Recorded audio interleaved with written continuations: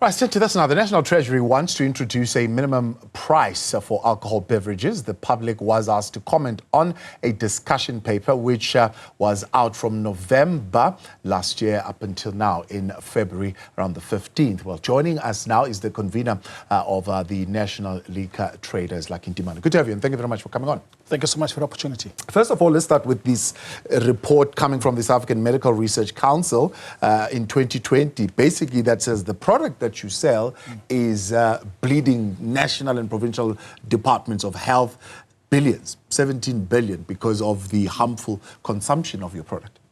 While we do acknowledge that the irresponsible usage and abuse of alcohol is a problem in the country that we have contended, that we have managed to sweep under the carpet for a long time, I think this is the right time now to start having conversations on how we work together to ensure that we fight the scourge of alcohol abuse in the country.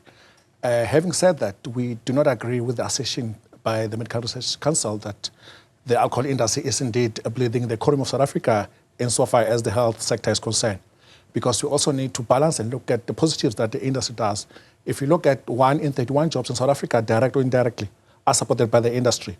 If you look at about 499,000 jobs in South Africa where people have an opportunity to be part of the sector.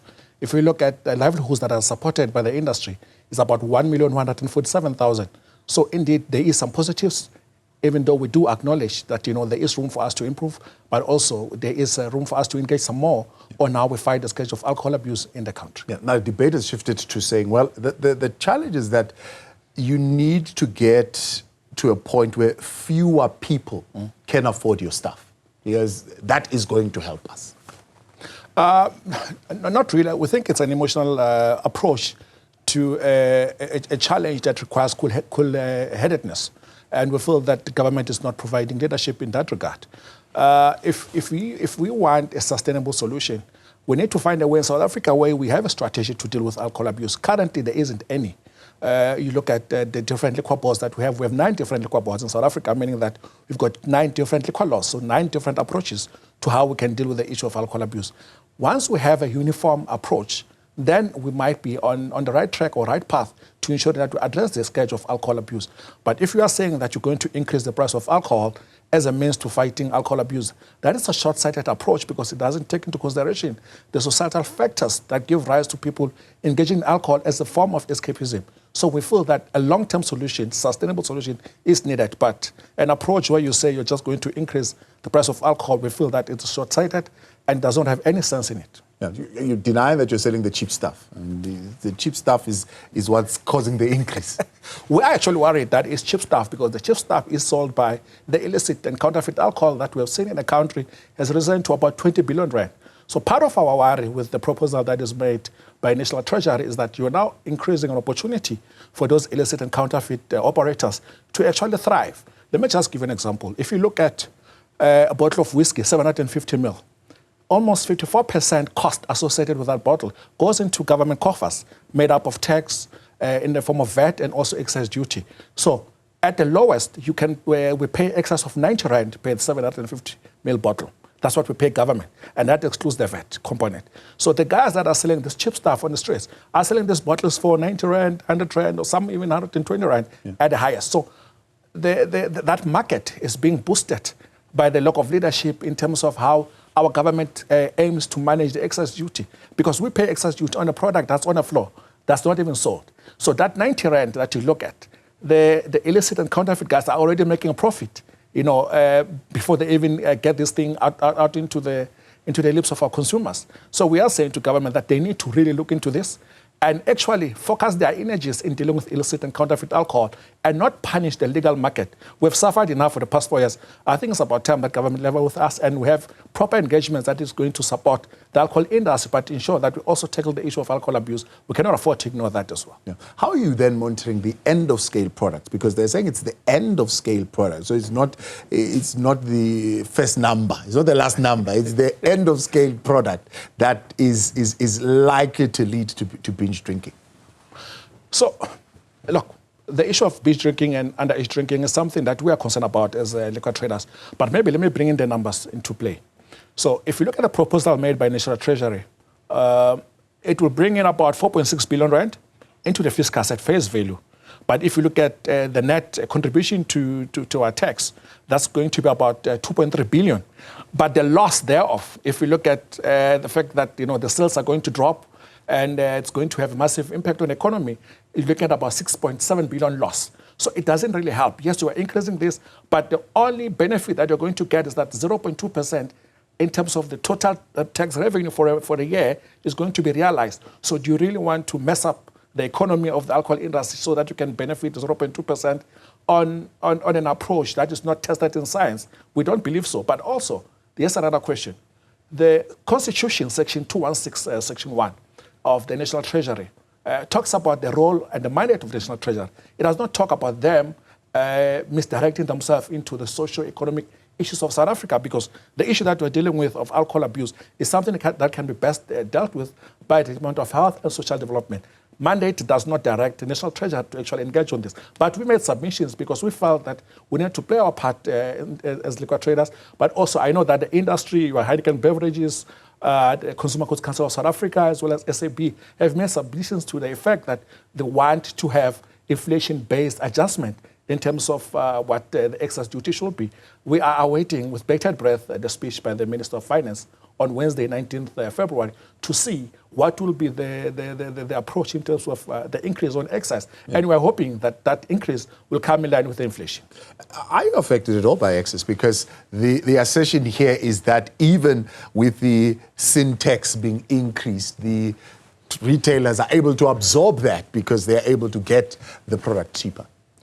I think any increase in excise will have an impact on us as traders, because we now have to sell that product. Yes, I think manufacturers to a certain extent will have to factor in or pass down the pricing as a result of that excise. But if you look at the realities in our global economy, the input costs have risen, production costs have risen. So yes, SAB, Heineken Beverages have to take a hit, not only on the excise, but also on the input costs that have to make input into the final pricing that we have to buy the product at within this space. So it is not easy for everyone. All we are saying is that we need to work together with government to ensure that we have a sustainable approach to excise. We need an excise regime that is predictable.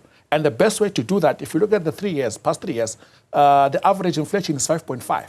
So let's look at that in terms of how then we move forward in terms of aligning the pricing with a sustainable and predictable excise duty in South Africa.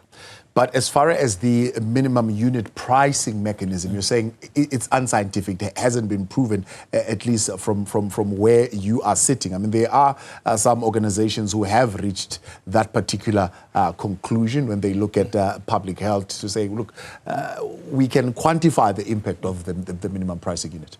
So we have seen, those anti-alcohol lobbyists that are masquerading as public health based organizations. But if you look at the measures that they're using, they're looking at the countries like Norway, like Russia. We are not those countries. We have different economic realities. Yeah. So if you want to tackle the issues of South Africa, look at South Africa. But also maybe if you want to benchmark, be it as it may, maybe Africa will be the best place to start. But to compare us to Europeans, we're not Europe here. This is South Africa. We need to be able to deal with issues that affect our people looking at the South African context. We have high number of unemployment in South Africa, which makes people to actually consider the illicit and counterfeit alcohol as better options. Hence our worry is that if you are going to interfere with the pricing structure, you are then moving everyone into the illicit, because people are going to obviously afford the cheap stuff, and we don't want the cheap stuff to thrive in South Africa. If you look at our neighbors already, Angola is sitting at about 84%, Zambia is sitting about 63%, Mozambique 71%, Kenya is sitting about 70%. These are illicit and counterfeit numbers that we have within our neighbors. South Africa is currently sitting at about 14.5%, but that number is rising rapidly.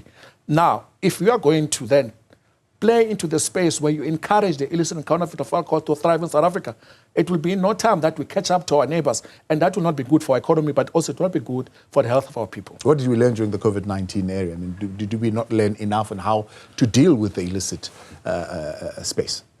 I think that question would be best directed at government, because their actions seem to show that they haven't learned anything.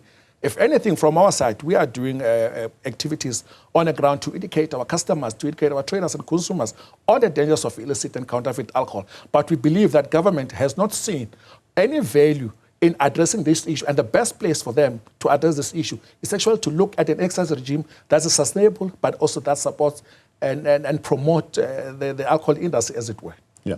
Now, one would say you are knocking the science around the minimum unit pricing mechanism. You have had your own campaigns, particularly around responsible drinking, especially during the festive season, where you are going around taverns, educating young people and so on and so forth. What results have you derived from those campaigns? So for us, it was not just a campaign for festive season. Just last week, we were in Bloemfontein. On Tuesday, Wednesday, we were in Welcome. And a couple of programs that are in the pipeline for us to execute in partnership with organizations such as Heineken Beverages and SAB to a certain extent. We feel that the issue of educating on the responsible use of alcohol should be an ongoing thing, because this talks to behavioral issues, but also there are societal issues that give rise to people partaking in alcohol as a form of them escaping their realities. So, but also the silver bullet in terms of us managing the safe drinking space in South Africa does not rest with the alcohol industry, but also our community, society also need to play a role. We know of a cousin, a relative who consumes alcohol in an irresponsible way. We also have a responsibility to talk to that person. So if we want to win the battle and the fight against alcohol abuse, all of us need to, hands on deck, ensure that we deal with this matter and not just rely on the alcohol industry to give us the solutions. The solutions lies with us, all of us. Lucky Ntimane, I appreciate your time as always. Thanks so much for coming on. Convener of the National Liquor Traders Association. That's Lucky Ntimane.